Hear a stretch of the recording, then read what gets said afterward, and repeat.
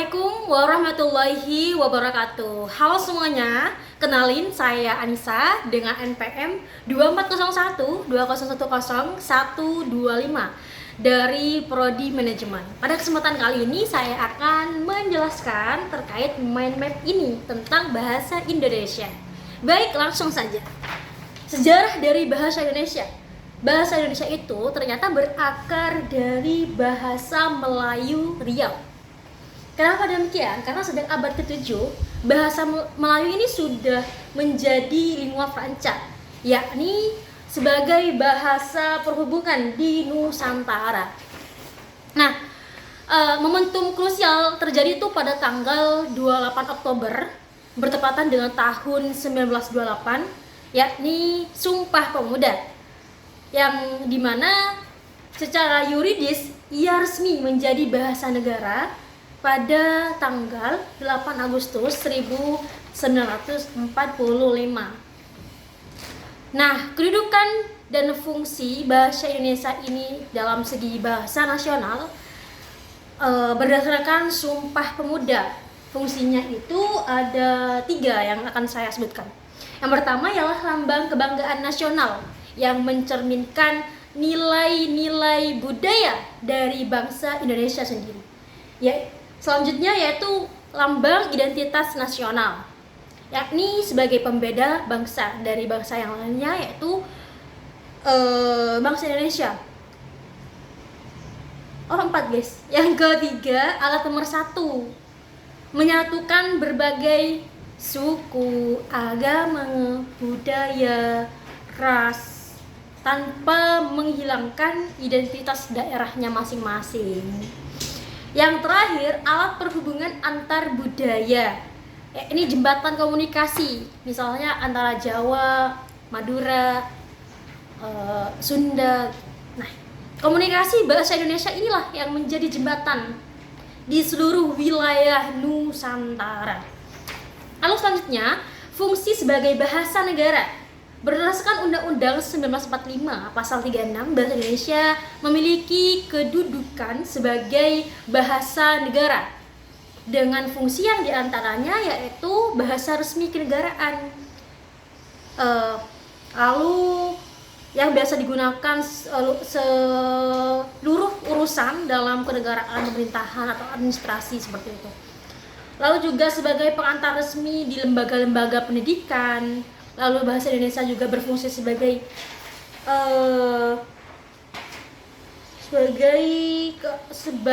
alat perhubungan pada tingkat nasional untuk kepentingan perencanaan. Lalu di sini juga ada pelaksanaan pembangunan. Lalu bahasa Indonesia juga sebagai sarana utama dalam pengembangan kebudayaan nasional serta kemajuan ilmu, pengetahuan, dan teknologi di seluruh wilayah Nusantara. Lalu selanjutnya adalah Society 5.0. Nah, konsep dari Society 5.0 sendiri adalah masyarakat berbasis manusia yang mengintegrasikan dunia fisik dan digital secara seimbang. Tantangan di era ini ialah dominasi istilah asing, penurunan kualitas bahasa akibat arus informasi cepat, dan maraknya bahasa asing kaitan dengan bahasa Indonesia. Lalu sikap kita sebagai bangsa Indonesia terhadap bahasa Indonesia ialah memperkuat literasi digital. Jadi kita memanfaatkan Society 5.0 ini dengan baik. Kita sering banyak baca, mengadopsi istilah teknologi ke bahasa Indonesia, dan konsisten menggunakan bahasa formal di ruang publik. Lalu, dampak kejahatan berbahasa.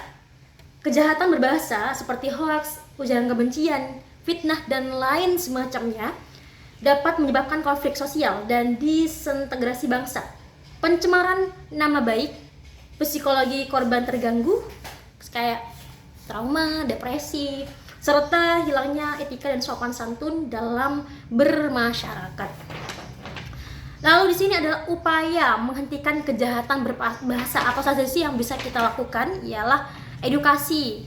Kita melakukan kampanye literasi digital dan etika berbahasa. Lalu filterisasi, yaitu berpikir sebelum mengunggah, dipikir-pikir terlebih dahulu.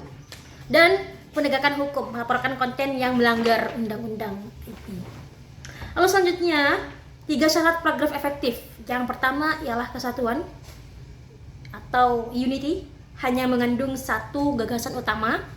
Lalu yang kedua ialah kepaduan, coherence, adanya hubungan yang harmonis antara kalimat, yaitu menggunakan konjungsi. Yang ketiga, kelengkapan, memiliki kalimat penjelas yang cukup untuk mendukung gagasan utama. Oke, lalu selanjutnya 7 unsur kalimat efektif. Yang pertama ialah kesepadanan, keseimbangan pikiran dan struktur bahasa. Yang kedua, keparalelan,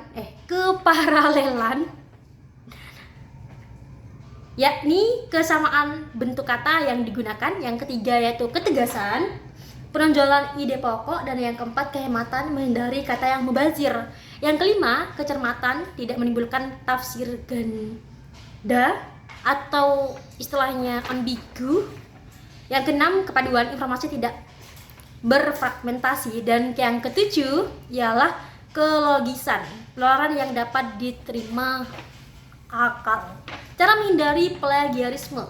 Caranya di sini saya akan sampaikan ada 3. Yang pertama, melakukan sitasi, yakni mencantumkan sumber asli dari penulisnya.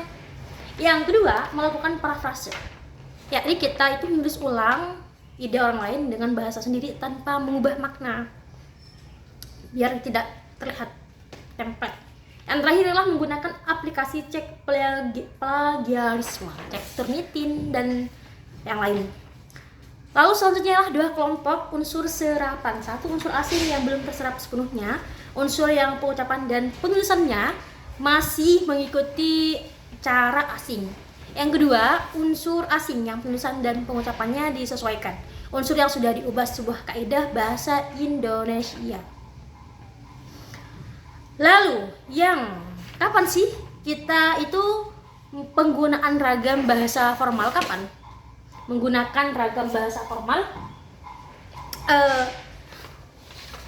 Pertama di sini ada di acara kenegaraan, acara pemerintahan gitu ya, penulisan karya ilmiah atau skripsi untuk kita mahasiswa, surat menyurat dinas, lalu komunikasi dengan atasan atau dosen, dan lingkungan pendidikan kalau di mahasiswa di siswa guru.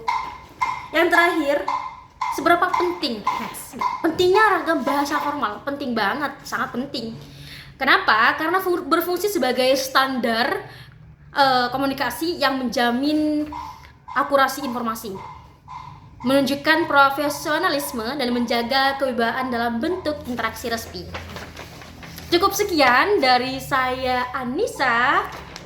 Wallahul muwaffiq ila aqwamit thoriq. Wassalamualaikum warahmatullahi wabarakatuh.